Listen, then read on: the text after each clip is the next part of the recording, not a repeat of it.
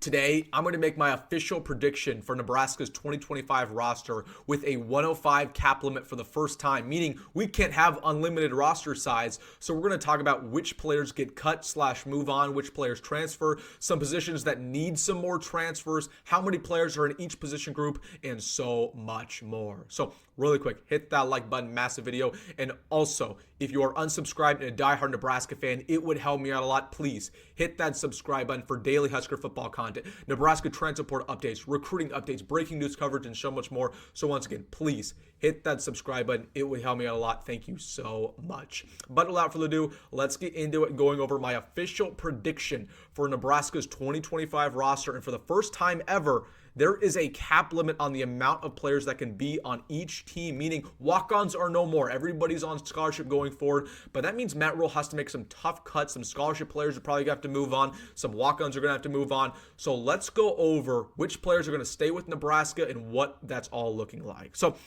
I want to get things started talking about how many players are in each positional group. I believe that there should be at least 5 quarterbacks for the Huskers, 6 running backs, 12 wide receivers, 6 tight ends. You want to have about 20 offensive linemen. That's evident in the Big Ten. 16 defensive linemen, 14 linebackers, 20 defensive backs, and then 5 kickers or punters, and 1 long snapper. So let's get into the quarterback room first, what that's looking like. So let's get things started. This isn't too shocking, right? We know Dylan Raiola is going to be here. Marcos Davila transferred from Purdue. TJ Lateef, true freshman. All right, that part is evident. You need 2 more, however. I believe that Nebraska is making a push to get Jalen Gramstad back on this roster. Again, he has 1 year of eligibility remaining. You know, he's pretty old at this point, but we're talking about a guy who wants to get into coaching when it's all said and done, so I wouldn't be too shocked if he does, in fact, stay.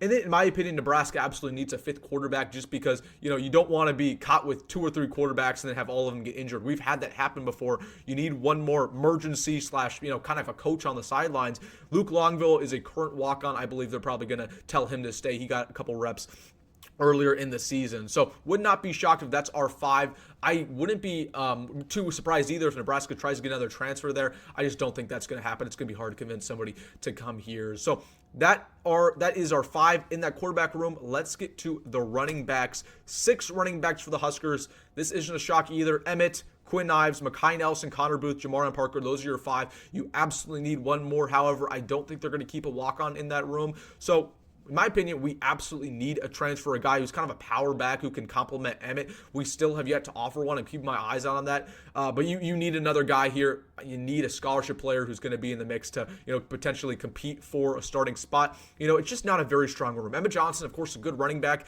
Emmett Johnson is not a top 15 running back in the country. And then besides that, you just have a bunch of unknowns. I mean, Quinn Ives is an unknown. Mekhi Nelson's an unknown. 2 true freshmen. So, in my opinion, you need to have another running back transfer, or else let's just call it what it is. It's not a very good running back room. You have 1 good player, and that's really about it. So you need a transfer there. 6 running backs. That's what it's going to look like for next year.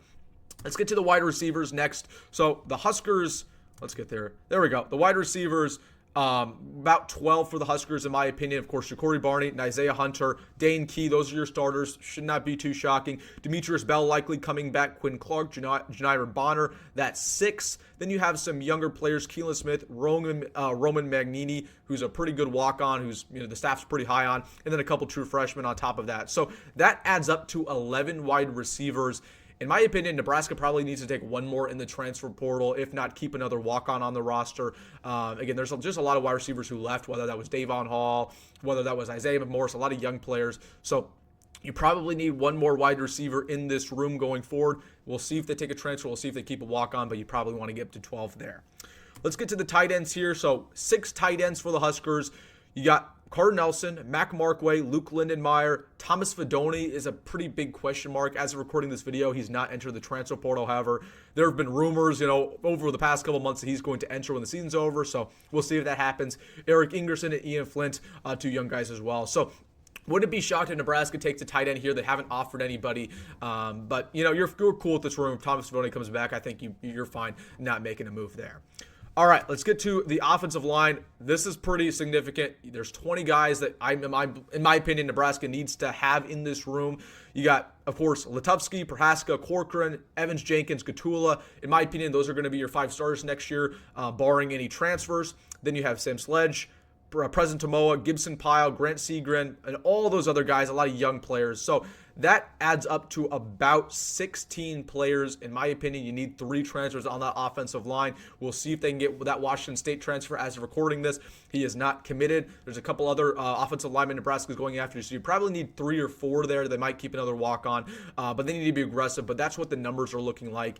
Wouldn't be shocked if we see a couple other guys transfer in that room. Some of these young guys, like a Jake Peters, maybe like a Sam Sledge, but I don't expect that. And I forgot one. There's Brock Knudsen as well in there. So again, probably going to need about 3 transfers there, but that's my projection for next season.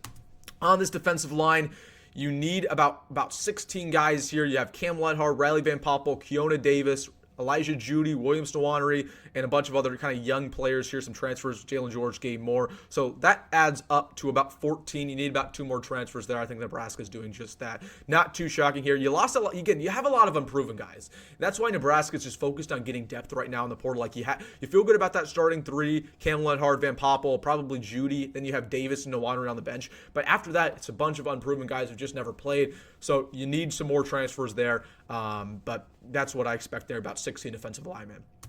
Linebackers, you want 14 here. Again, Jack, middle and 2 middle linebackers, Shavers, McGahee, McCullough, Dylan Rogers, and then a bunch of other young true freshmen and some unproven guys. So again, this is a room where you absolutely need about 2 or 3 transfers. You see the question marks there. There's a lot of unproven players, a lot of young talent, but just we haven't seen it yet. So in my opinion, this is a huge need for the Huskers. I expect them to get 2 or 3 transfers, but those are the guys I expect to come back. Michael Booker's a walk-on who I expect them to retain, along with Vincent Genatone, another walk-on who's probably going to stay next year. So those are some walk-ons to watch out for. But I'd say about 14 linebackers. Now we need to have a conversation about the defensive backs, because this is probably the most interesting positional group to watch because of the young talent that we have here. Okay, Sear, right? And if I'm not going to go through all these names, but just know there are 23 players listed that I have right here. Okay, in my opinion, we still need 2 or 3 transfers. But we can only keep about 20, period. So there's going to be some guys here that I believe we cut. I think everybody on the left-hand side is safe. I believe that everybody probably on the right-hand side is safe. Those are some true freshmen, younger players. I'm watching out for, maybe them to cut a guy like Derek Branch, who's a walk-on. Maybe, they decide maybe Braylon Prue to walk on, to leave. He was a guy who was kind of a raw player coming out of high school. Maybe a Rex Guthrie. So they need to cut a couple of guys here. I don't know necessarily who. I'm not going to make my prediction yet. But I expect maybe a Rex Guthrie, maybe a Derek Branch, maybe, again, it's just so tough. There's just a lot of bodies in this room. Maybe an Evan Taylor. Maybe a Bryce Turner, the guys that need to cut because they need to take some more players. Just a lot of young talent guys who, haven't proven themselves. For that reason, you got to make some tough cuts here while taking some more transfers. So I've listed 23 players that are currently in this room. You need to get that down to probably 18, and then you want to add 2 more transfers on top of that to reach 20. So you probably need to cut 5 guys that I just mentioned. I'm going to tell you that, it's hard. It's hard to name that, but I'd probably say... And again, these guys don't have to leave now. They might leave in the spring, but I don't know. I probably am going to say Derek Branch, they might move on from. Evan Taylor, Bryce Turner, Rex Guthrie, some names to watch out for. Just some young guys who were brought in by Evan Cooper, who says that our new defensive backs coach really wants them here. I don't know. We will see. Evan Cooper, he liked a lot of, he liked guys who had a lot of athletic upside but weren't necessarily proven. I don't know if our new defensive backs coach, Addison Williams, really wants that. And as for the specialist, I didn't put this in a slide, but you have 3 kickers and John Hull. Looks like Tristan Ovano's coming back, and Nico Manelli. Then you have 2 punters, the Washington transfer along with Camden Cook, and then you have that long snapper you got in the portal as well. All right, guys, that's my projection for Nebraska's roster next year. Some cuts we have to make, some walk-ons who are going to leave, some positions that we need some more transfers in. Let me know your thoughts down below. Again, this is unprecedented time, so it's going to be interesting to see how Matt Rhule handles this. Let me know in the comment section below. Hey, if you made this far in the video, hit that like button and subscribe. As always, folks, go Big Red, go Matt Rhule, and see you in the next one.